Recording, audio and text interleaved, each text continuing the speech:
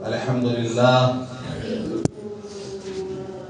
لله رب العالمين، والصلاة والسلام على سيد الأنبياء والمرسلين وخاتم النبيين سيدنا محمد وآله وصحبه أجمعين، ومن تبعهم بإحسان ودعا بدعوتهم إلى يوم الدين.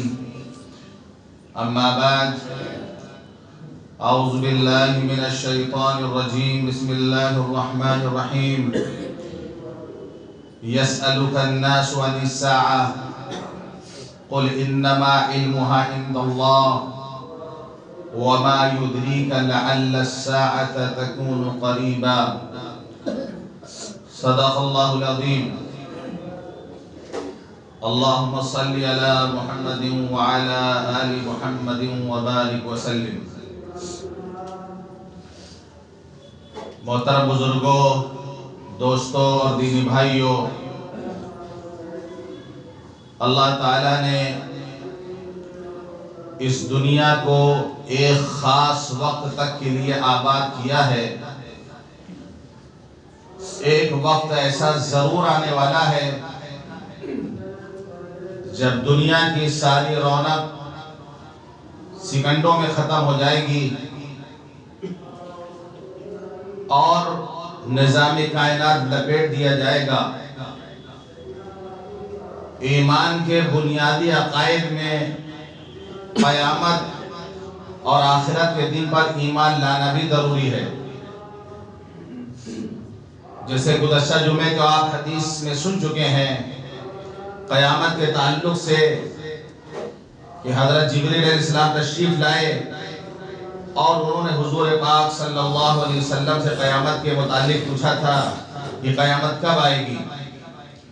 تو آپ نے انہیں یہی جواب دیا تھا کہ قیامت کا علم تو صرف اللہ کو ہے، جتنا علم تمہیں ہے اتنا علم ہمیں ہے. پھر انہوں نے پوچھا اللہ کے رسول قیامت کی نشانی بتا دیجیے. اس موقع پر دو نشانی آپ نے قیامت کی بتائی تھی.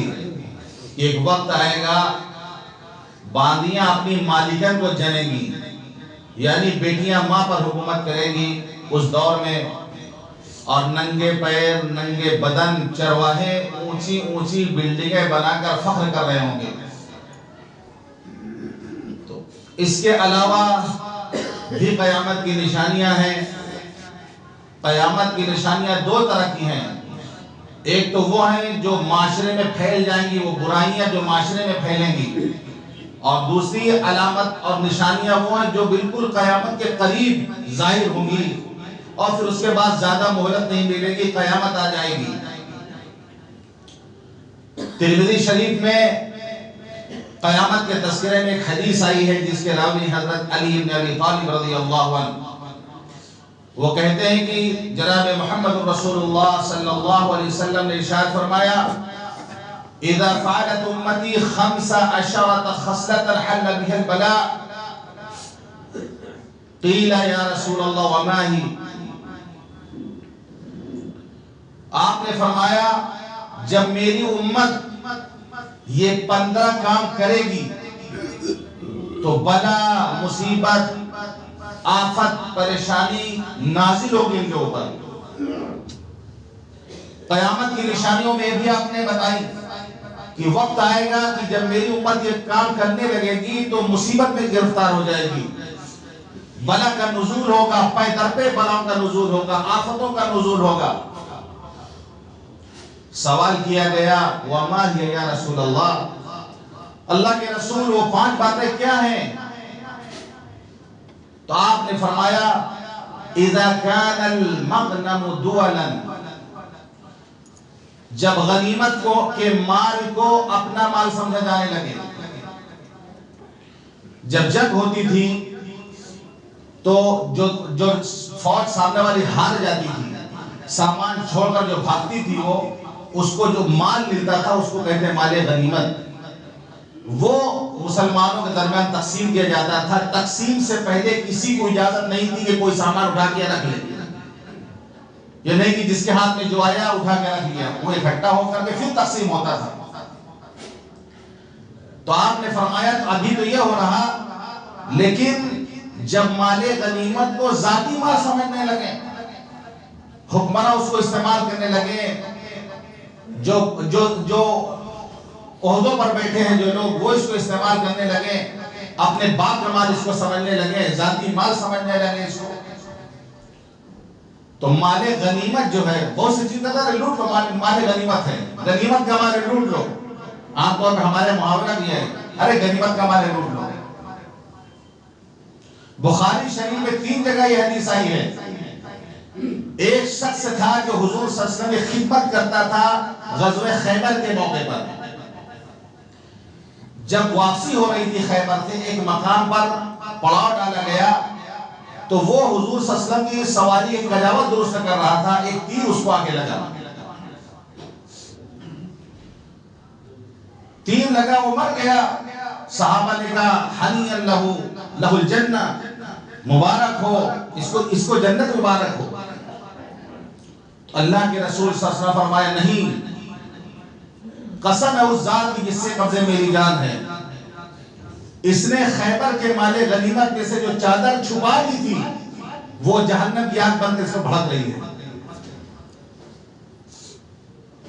اتنا نازک معاملہ ہے مال غنیمت میں، اگر معمولی سی خیانت کی جائے تو اس کی ایک سزا ہے جو یہ حدیث میں آئی ہے۔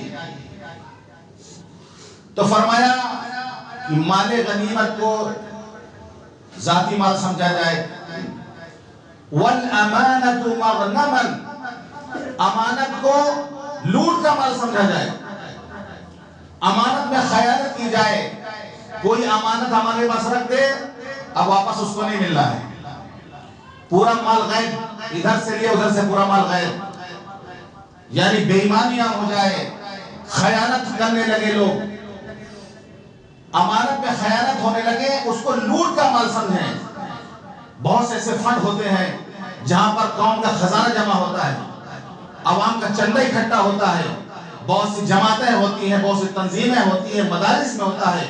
اب ایسا نہیں کہ جو ذمہ دار ہے اس کو جس طرح چاہے اس کو استعمال کرے، یہ امانت ہے، یہ قوم کی امانت ہے جو سپرد کی گئی ہے، ایک پیسے کا حساب ہونا چاہیے اس کا، یہ نہیں کہ جہاں چاہے چندہ کا مال ہے جہاں چاہے لگائے رہو بس، یہ بھی ایک طرح کی خیانت ہوگی۔ اور امانت دار ہونا یہ ایمان کی نشانی ہے، اور امانت کا نہ ہونا یہ منافق کی نشانی ہے۔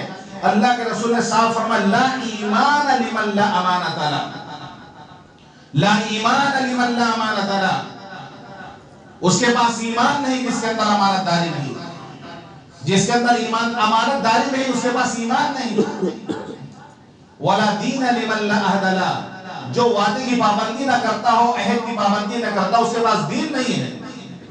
ہم نے ان چیزوں کو دین سے باہر سمجھ رکھا ہے، ایمان سے باہر سمجھ رکھا ہے، ایمان کی بڑی بڑی باتیں ہم کرتے ہیں، لیکن جب معاملہ پڑتا ہے تو خیانت کرتے ہیں وہاں پر، یہ سمجھتے ہیں کہ کاروبار لین دین یہ سب تو دنیا داری کی چیزیں ہیں، ہم بڑے دیندار ہیں، بڑے ایمان والے ہیں، لیکن جب معاملات پڑتے ہیں لوگوں کے ساتھ تو خیانت کا معاملہ ان کے ساتھ کرتے ہیں، اور اس کو سمجھتے ہیں کہ دنیا کی کوئی چیز ہوگی۔ امانت داری کا ہونا یہ ایمان کی نشانی ہے، خیانت تو منافقین کرتے ہیں۔ تو فرمایا وَالْأَمَانَةُ مَغْنَمًا، امانت کو لوٹ کا مال سمجھا جائے۔ حدیث پاک میں آتا ہے کہ امانت اتری، لوگوں کے دلوں میں اتری، پھر ایک وقت آئے گا آدمی سوئے گا، ایک نیند لے گا، امانت اس کے دل سے غائب ہوگی، یہاں تک کہ چھالے کے برابر، جیسا کہ چھالا پڑ جائے، کوئی چیز گر جائے جل جائے، چھالا پڑ جائے جیسے، اس کا نشان رہ جائے گا، پھر سوئے گا، پھر امانت اٹھے گی، اور اس کی نشانی جیسے آبلہ ہوتا ہے، جیسے کہیں کوئی چنگاری جل جائے تو اتنا بڑا آبلہ نکل آتا ہے، ابھری ہوئی چیز، پھولی ہوئی چیز، حالانکہ اس میں صرف پانی ہوتا ہے، نہ اس میں چربی ہے، نہ اس میں گوشت ہے، کوئی کام نہیں اس میں، وہ صرف ایک پانی بھرا ہوا ہے۔ اللہ کے رسول صلی اللہ علیہ وسلم نے چنگاری پر کو لڑکا کے دکھایا، اپنے قدموں سے چنگاری لڑکا کے دکھایا کہ جس طریقے سے چنگاری سے آبلہ پڑ جاتا ہے، اس طرح امانت کا نشان باقی رہے گا۔ یہاں تک کہ امانت دار لوگ نہیں ہوں گے، تلاش کیا جائے گا، کہیں کوئی ایک بندہ ملے گا، آدمی تعریف کرے گا کہ فلاں آدمی امانت دار ہے، فلاں گاؤں میں فلاں شخص رہتا ہے وہ امانت دار ہے، یہ حال ہو جائے گا لوگوں کا۔ وَالزَّكَاةُ مَغْرَمًا، زکات کو ٹیکس سمجھا جائے گا. یہ زکات اللہ نے جو ہمیں مال دیا ہے، دینے والی ذات اللہ کی ہے. یرزق من یشاء بغیر حساب، اللہ جس کو چاہتا ہے بے حساب اس کے دیتا ہے. اللہ چاہتا ہے تو بڑی بڑی ڈگریاں والوں کو در در پہ ٹھوکریں کھلاتا ہے، اور انگوٹھا چھاپ کو اتنی دولت دیتا ہے کہ گننے کے لیے نوکر رکھنے پڑتے ہیں. دولت کا تعلق عقل مندی سے نہیں ہے، دولت کا تعلق مقدر سے ہے. اللہ جس کو جتنا چاہے دے دے. اب اگر اللہ نے کسی کو مال دیا ہے تو غریبوں کو اس میں حق ہے. پہلے سمجھ لے کہ ہمارے مال کا 40واں حصہ غریبوں کا ہمارا ہے ہی نہیں، تو زکات دیتے وقت اس کو تکلیف نہیں ہوگی. وہ پہلے سے سمجھ لے کہ ہمارا ہے ہی نہیں.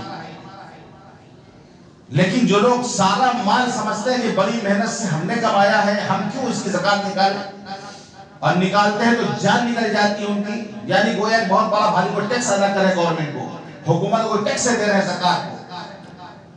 ایک طبقہ ضرور ہمارے درمیان ایسا ہوتا ہے جو حج بھی کرتا ہے، عمرہ بھی کرتا ہے اور روزے بھی رکھتا ہے، لیکن وہ زکات ادا نہیں کرتا. قربانی بھی کرتا ہے، وہ مہنگے مہنگے سے جانور قربانی کرتا ہے، لیکن وہ زکات نہیں دیتا. یا برائے نام نکال دیتا ہے، حساب کر کے زکات نہیں نکالتا وہ. کیونکہ مال نکالنا، دل میں اس کو تکلیف پہنچتی ہے مال نکالنا. دل کے اندر گہرائیوں میں مال کی محبت بیٹھی ہوئی ہے.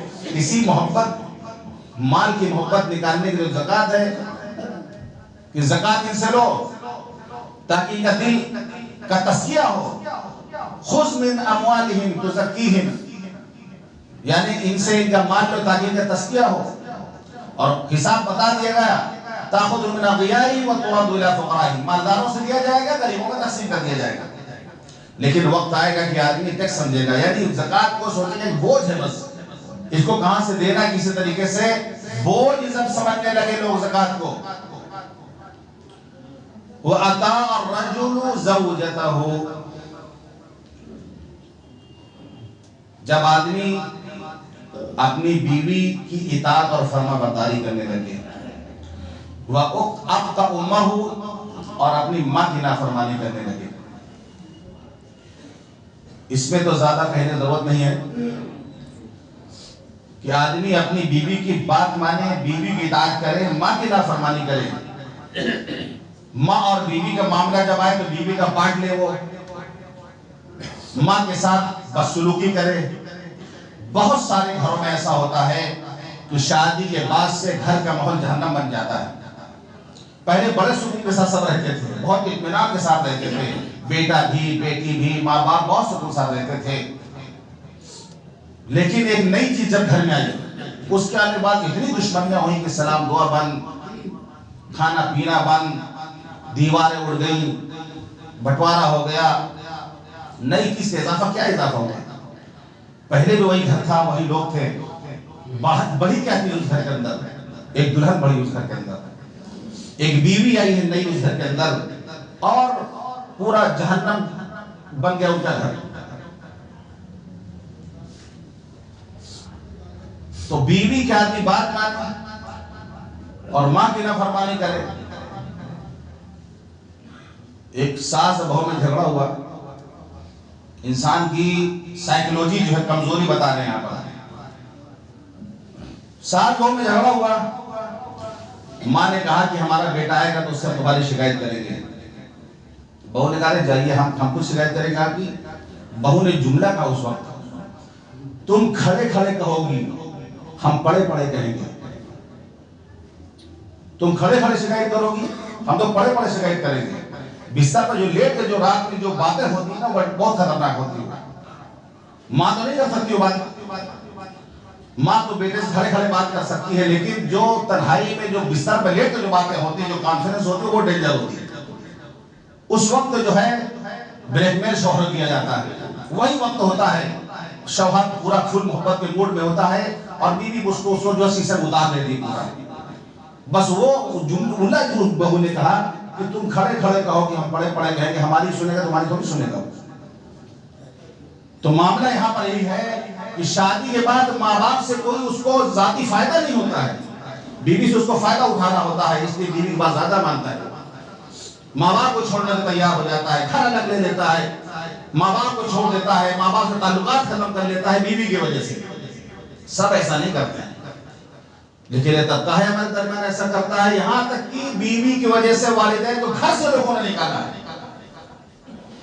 ایسا ہوا ہے کہ بڑھاپے میں بوڑھا سسر آ کے کہتا ہے، ایک واقعہ ہے سچا واقعہ، کہ سسر آ کے کہتا ہے کہ بہو کھانا اتنی تاخیر ہو گئی، تم نے بھی کھانا دے دو۔ اس نے کہا تمہارا ایسا کھانا نہیں بنا ہے، تمہارا ایسا کھانا نہیں بنا ہے۔ وہ سسر جاتا ہے اور ہانڈی کھانے کے لاتا ہے، کہتا ہمارا حصہ تو بنا ہے، اور کھانا کھا کر کے پھر جاتا ہے گھر سے واپس، تو پھر اس کا پتہ نہیں چلتا کہاں چلا گیا۔ یہ تکلیف پہنچی دل کے اندر، جو دل ٹوٹا اس کا۔ ایسا بھی ہوتا ہے واقعات، ایسے نہیں کہ نئی چیزیں بتا رہے ہیں ہم، آپ کے محلے میں اس طرح چیزیں ہوتی ہیں، آپ کے پڑوس میں اس طرح کے واقعات ہوتے ہیں، آئے دن آپ دیکھا کرتے ہیں۔ وقت آئے گا کہ آپ کی بیوی کے بات مانے گا، اور بیویاں تو پوری کوشش میں ہوتی ہیں کہ شوہر کو اپنے مٹھی میں کر لیں۔ کسی نے کہا تھا کر لو دنیا مٹھی میں، اور بیویاں کہتی کر لو شوہر کا دل مٹھی میں۔ شوہر کو غلام بنا لو اور پھر غلام کی بیوی بن کر رہو۔ شوہر کو بادشاہ نہ رہنے دو کہ ملکہ بن کے رہو، نہیں، غلام شوہر کی بیوی بن کے، ہم غلام بن کے رہنا چاہیں گے۔ مولوی صاحب کے پاس عورتوں کی بھیڑ کیوں لگی رہتی ہے؟ آپ کو کیا لگتا ہے؟ جتنے جھاڑ پھونک والے ہیں، جو عورتوں کی بھیڑ لگی ہے، کیا لگتا ہے آپ کو؟ ان میں سے 90% عورتیں ہوتی ہیں جن کو اپنے شوہر کی شکایت ہوتی ہے کہ ماں کو دیکھتا ہے، بھائیوں کو دیکھتا ہے، بہنوں کو دیکھتا ہے، ہمارا خیال نہیں رکھتا، ہم کو دھیان نہیں دیتا، ہمارے مائکے والوں کو نہیں چاہتا۔ تو تعویذ مولانا صاحب دے دیجئے کہ ہمارا جو ہے شوہر ہماری مٹھی میں آ جائے۔ یہ اس کے لیے بھیڑ لگی۔ آپ کو کہا رہتا ہے جنات شیطان کو پکڑا ہوا، اتنے فالتو جنات شیطان نہیں ہے۔ تعویذ کروانے کے لیے جاتی باقاعدہ، جادو کرواتی شوہروں کو، ایسا کرتی ہیں، جادو کراتی ہیں شوہروں کو مٹھی میں کرنے کے لیے۔ تو آدمی بیوی کی بات مانے، ماں کی نافرمانی کرنے لگے۔ وَبَرَّ صَدِيقَهُ وَجَفَى أَبَاهُ، دوستوں کے ساتھ اخلاق سے پیش آ رہا، نیکی کا سلوک کر رہا، باپ کے ساتھ ظلم کر رہا۔ یعنی دوست اہم ہو گئے، باپ اہم نہیں رہا۔ دوستوں کا مشورہ، یعنی سر آنکھوں پر باپ کی کوئی بات نہیں مانی جائے گی۔ دوستوں کو ہر معاملے میں آگے رکھا جائے گا، باپ کو پیچھے رکھا جائے گا۔ باپ کہے گا بیٹا نماز پڑھو، نہیں، دوست کہے گا کیا ہے، چلو انجوائے کرتے ہیں، دوبارہ زندگی کہاں ملے گی، جوانی دوبارہ کہاں ملے گی، چلو انجوائے کرتے ہیں، لانگ ڈرائیو پہ چلتے ہیں، چلو انجوائے کرتے ہیں لائف میں۔ باپ الگ کہہ رہا، دوست الگ کہہ رہے ہیں، تو آدمی دوست کی بات مان رہا، باپ کی بات نہیں مان رہا۔ آج ہمارا نوجوان طبقہ دوستوں کے چکر میں تباہ ہے، جبکہ دھوکہ ہے۔ دوست جو ہوتے ہیں، دوست بہت خوش قسمت کوئی ہوتا، اسی کو دوست ملتے ہیں جو خوشی اور غم میں اس کے ساتھ کھڑے ہیں۔ ابھی تو ایک 20 دوست گھوم رہے ہیں، ایک لڑکے سے پوچھے 20 دوست اس کے ہیں۔ تو دوستی بہت لوگ کر رہے ہیں، نوجوان طبقہ بہت دوستی کر رہا، لیکن دوستوں میں مخلص جو ہیں، مخلص دوست جو خیر کی دعوت ہے، اس کو برائی کی طرف نہ لے جائے، اس کو نیکی کی طرف اس کو بلائے۔ اگر گناہ کرنے جا رہے اس کے ہاتھ پکڑ لے کہ تم یہ کیا کرنے جا رہے ہو، ایسے دوست کم ملیں گے۔ شادی بیاہ میں دیکھیے دوست ایک نمبر پر رہتے ہیں، دوست سارے ایک نمبر پر رکھے جاتے ہیں کہ دوست نہیں۔ ابا کہاں ہے بیچارہ، نکاح کے ٹائم ابا کو ڈھونڈا جاتا ہے، ابا کہاں ہے بلاؤ، تو ابا پتہ چلا پیچھے کہیں بیٹھے ہوئے ہیں۔ ہر معاملے میں دیکھیے گا کہ آدمی دوست کو زیادہ ترجیح دیتا ہے، اس کے ساتھ اچھے اخلاق سے پیش آتا ہے۔ دوستی منع نہیں ہے، ایسا نہیں کہ دوستی حرام ہے، دوستی منع ہے، آدمی دوستی کرے، لیکن اب ایک باپ کو حکم دے رہا، اس کو مانا جائے گا کہ دوستی کی بات مانی جائے گی۔ ابا کہہ رہا ہے کہ شادی سنت کے مطابق کرو، یار سنت طریقے سے نکاح مسجد میں پڑھواؤ، نکاح سنت۔ دوست کہہ رہے کیا ہے، زندگی میں ایک بار تو شادی ہوگی، بار بار تمہاری شادی ہوگی، ایک ہی بار تو شادی ہوگی، اس طرح کرو سادہ انداز سے مزہ نہیں آئے گا، تھوڑا مزہ آنا چاہیے، بس ہو گئے دوست۔ ہر جگہ آپ یہ سب دیکھیں کہ سہیلیوں کی بات دوستوں کی بات مانی جاتی ہے۔ وَارْتَفَعَتِ الْأَصْوَاتُ فِي الْمَسَاجِدِ، مسجدوں میں آوازیں بلند ہوں گی، شور ہنگامہ مسجدوں میں لوگ کریں گے۔ لڑائی جھگڑا جس طرح بازار میں شور ہنگامہ ہوتا ہے، اس طرح مسجدوں میں لوگ شور ہنگامہ کریں گے۔ آپ دیکھ لیجیے آپ مسجدوں کا کیا حال ہے، اور خاص طور سے لوگ جو زیادہ مسجدوں کو برتتے ہیں، زیادہ مسجدوں میں رہتے ہیں، جیسے جو آدمی گھر میں سارا دن رہتا ہو تو بہت بے لحاظ ہو جائے گا وہ رہتے رہتے. جو لوگ مسجد میں کھاتے ہیں، پکاتے ہیں، سوتے ہیں، اٹھتے ہیں، بیٹھتے ہیں، زیادہ برت رہیں تو مسجد کی اہمیت ان کے دل سے کم ہو جاتی ہے. آپس میں بھی جب بات کرتے ہیں تو زور زور بات کرتے ہیں. مسجد کا کوئی ادب نہیں، کوئی احترام نہیں کہ اللہ کے گھر میں ہم بیٹھے ہیں، کیونکہ عادی ہو چکے ہیں اس چیز کے. وہ ایک نمازی آدمی آیا، نماز پڑھا چلا گیا، وہ بیچارہ ادب احترام سے آیا چلا گیا. لیکن جو ہر وقت یہ رہا مسجد کے اندر، سب کے لیے مسجد کا ادب احترام ہے. ہم چاہے اللہ کے راستے میں آئے ہوں یا محلے سے مسجد نماز پڑھنے کے لیے آئے ہوں، مسجد کا احترام ضروری ہے. تو فرمائے مسجد میں لوگ شور ہنگامہ کریں گے، آوازیں بلند ہوگی مسجدوں کے اندر. ایک حدیث پاک میں آپ نے فرمایا آخری زمانے میں کچھ لوگ ہوں گے جن کی دنیا کی ساری بات مسجد میں ہوگی. مجلسیں بنائیں گے، محفلیں بنائیں گے اور اپنے دنیاوی معاملات، بات چیت، ہنسی مذاق سب اس میں کریں گے مسجد میں بیٹھ کر. فرمایا ایسے لوگوں کا اللہ سے کوئی تعلق نہیں، اللہ کو ایسے لوگوں کو کوئی ضرورت ہی نہیں. حضرت تعالیٰ سے آپ نے فرمایا کہ ایسے لوگوں سے مت بیٹھنا، کبھی ایسے لوگوں مت بیٹھنا، منع کیا گیا حدیث میں ایسے لوگوں بیٹھنے سے. مسجد میں اڈا بازی ہو بیٹھ کر کے دنیا کی باتیں کی جائیں. مسجد وَأَنَّ الْمَسَاجِدَ لِلَّهِ فَلَا تَدْعُوا مَعَ اللَّهِ أَحَدًا، مسجد اللہ کی عبادت کے لیے بنائی گئی ہے، اس میں کسی اور کا تذکرہ نہ کرو، غیر اللہ کا تذکرہ نہ کرو، دنیا کا تذکرہ نہ کرو. لیکن آپ نے بتایا کہ کچھ لوگ ایسے ہوں گے. تو مسجد کا احترام ضروری ہے. جب مسجد کا احترام ختم ہو جائے اور آوازیں لوگ مسجدوں میں بلند کریں. وَكَانَ زَعِيمُ الْقَوْمِ أَرْذَلُهُمْ، قوم کا سردار نالائق بن جائے، یعنی ذمہ داری، جو بھی ذمہ داری اور نالائق لوگ بنے. ایک ہی الو کافی تھا برباد گلستان کرنے کو، ہر شاخ پہ الو بیٹھا ہے، انجام گلستان کیا ہوگا. نیچے کی کرسی سے لے کر اوپر کی کرسی تک جب نااہل لوگ بیٹھے ہوں، جب نااہلوں کے ہاتھ میں حکومت چلی جائے، آپ نے فرمایا اذا وسد الامر الى غیر اہل فانتظر الساعة، جب حکومت نااہلوں کے ہاتھوں میں چلی جائے تو قیامت کا انتظار کرو. وَكَانَ زَعِيمُ الْقَوْمِ أَرْذَلُهُمْ، قوم کا سب سے بدترین آدمی ذمہ دار بنے گا. وہ ہر جگہ دیکھ لیجیے، جہاں ذمہ داری کہیں کہ کوئی ہوتا ہے، کہیں کبھی کوئی ہوتا ہے، دیکھ لیجیے آپ جو سب سے گئے گزرے لوگ ہوں گے وہی آگے آگے آپ کو نظر آئیں گے، وہی نمبر ایک پہ آپ کو دکھائی پڑیں گے. نیک دیندار لوگ پیچھے نظر آئیں گے آپ کو. وہ دمک ہوتے تھوڑا سا، وہ ان کو ان کا کوئی سیدھا سادہ نہیں بول نہیں سکتا، وہی قبضہ کر لیتے ہیں آگے. ہر جگہ آپ دیکھیں گے. اور سیدھا بھی کچھ بول نہیں سکتا، بھی چپ چاپ رہتا ہے، کسی چکر میں پڑھنا نہیں چاہتا. تو فرمائے قوم کا ذلیل آدمی جو ہے لیڈر بنے گا، لیڈر بنے گا. ضعیف کہتے ہیں عربی میں لیڈر کو. اس کا ترجمہ کیا جائے قوم کا سب سے بدترین آدمی ان کا لیڈر بنے گا. وَأُكْرِمَ الرَّجُلُ مَخَافَةَ شَرِّهِ، آدمی کی عزت اس کے شر سے بچنے کے لیے کی جائے گی. السلام علیکم، السلام علیکم، گزر رہے لوگ سلام کر رہے ہیں، کرسی لگائے حضرت بیٹھا ہوا ہے کوئی، صرف وہ اس لیے سلام کر رہے ہیں، اس لیے اس کے ہاتھ میں ہاتھ ملا رہے ہیں. اگر نہیں کریں گے تو ہم کو محلے میں رہنا مشکل کر دے گا بندہ. اس کے شر سے بچنے کے لیے اس کا اکرام کیا جائے گا. تو لوگوں کے سلام سے، لوگوں کے دیکھ کر کھڑے ہو جانے سے دھوکہ نہیں کھانا چاہیے. لوگ تو سانپ اور بچھو کو دیکھ کر بھی کھڑے ہو جاتے ہیں. یہ نہیں کہ سلوٹ مار رہے ہیں ہم کو، ہم کرسی لگائے بیٹھے ہیں، محلے میں نیتا بن کر کے بیٹھے ہیں، لوگ سلوٹ مار رہے ہیں، جھک رہے ہیں. جانتے ہیں کہ یار اس کو بنا کے نہیں رکھیں گے تو ہم محلے میں رہ ہی نہیں سکتے سکون کے ساتھ. تو آدمی کی عزت اس کے شر سے، اس کی تکلیف سے، برائی سے بچنے کے لیے کی جائے. وَشُرِبَتِ الْخُمُورِ، شرابیں پی جائیں. جب شرابیں خوب پی جانے لگیں،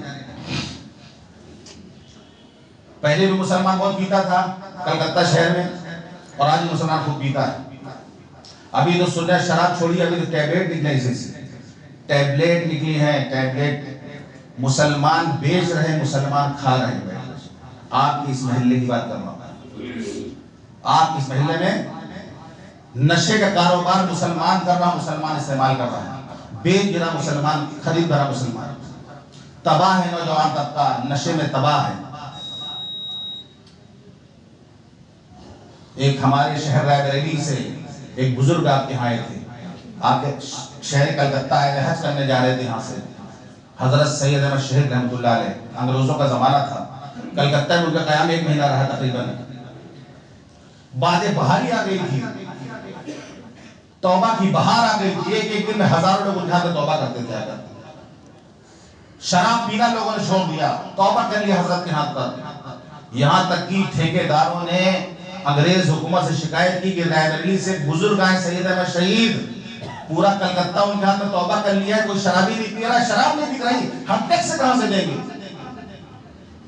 تو انگریزوں نے اس وقت ایک قانون بنایا تھا اور یہ کہا تھا ٹھیک ہے تمہارا ٹیکس معاف کیا جاتا ہے، جب تک مسلمان شراب نہیں پیتے تب تک ٹیکس معاف کیا جاتا ہے، جس دن سے دوبارہ پینے لگے پھر ٹیکس چالو ہو جائے گا۔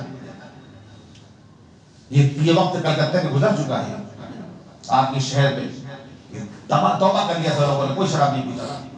آپ چلے جائیں مسلمان محلوں میں، آج تباہ ہے، لوگ شرابی بھرے ہوئے ہیں، پیکڑ بھرے ہوئے ہیں، کونے کونے پہ لیں گے آپ کو، آپ کے محلے میں شراب پی کے مرڈر کر دے رہا سامنے والے کا، کیونکہ ہوش میں نہیں ہے وہ۔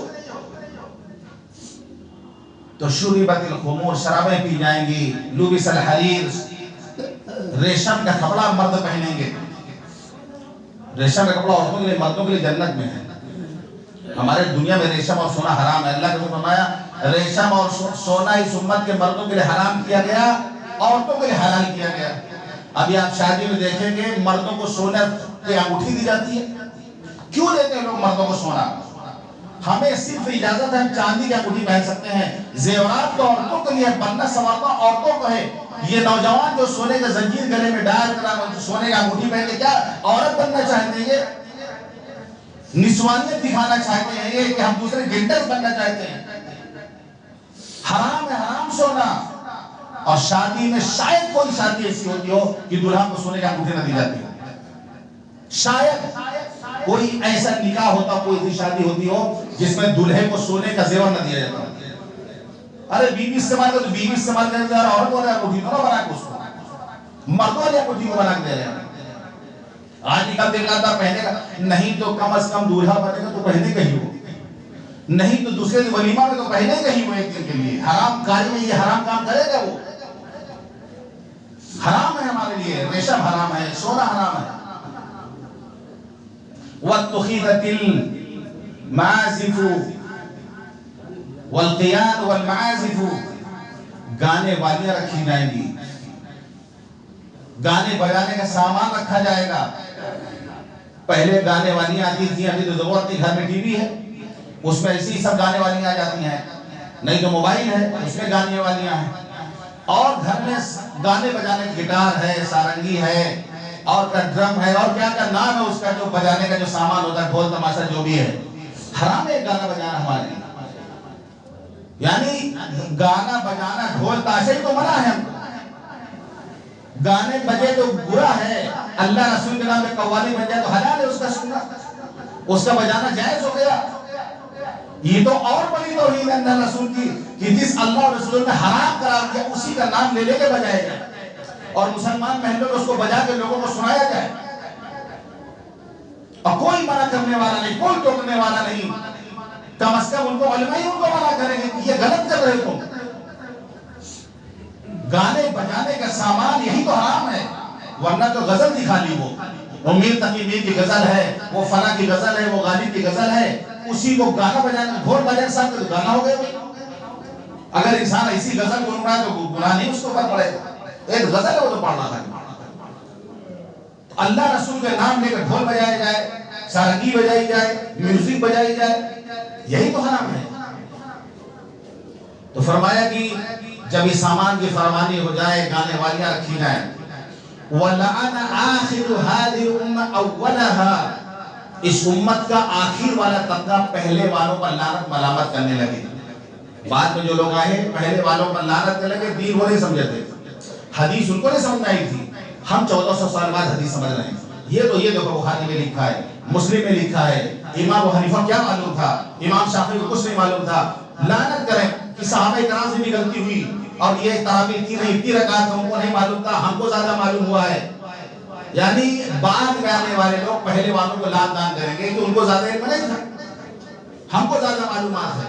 یہ ایک نشانی بتائی گئی کہ آنے والا بعد کا طبقہ پہلے والوں پر لعنت کرے۔ آپ نے جب امت یہ 15 کام کر لے گی فَلْيَتَّقِبُ عِنْدَ ذَلِكَ رِيحًا حَمْرَاءَ، تو انتظار کرو سرخ آندھیوں کا، او خسفاً یا زمین میں دھسائے جانے کا، او مسخن یا چہرے بگاڑ دیے جانے کا انتظار کرو اس موقع پر پھر۔ یعنی سرخ آندھیاں آئیں گی، زمین پھٹے گی اور لوگ دھس جائیں گے اس میں۔ جس طریقے سے پہلے اللہ نے بندر بنایا، خنزیر بنایا، اسی طرح کے چہرے مسخ کر دیے جائیں گے۔ آپ نے فرمایا دوسری حدیث میں فی هذه الامہ مسخ وخسف وقذف، اس امت میں بھی زمین دھسائی جائے گی، اس امت میں بھی جو ہے پتھر کی بارش ہوگی، اس امت میں بھی چہرہ مسخ کیا جائے گا۔ سوال کیا گیا اللہ کے رسول کب ہوگا؟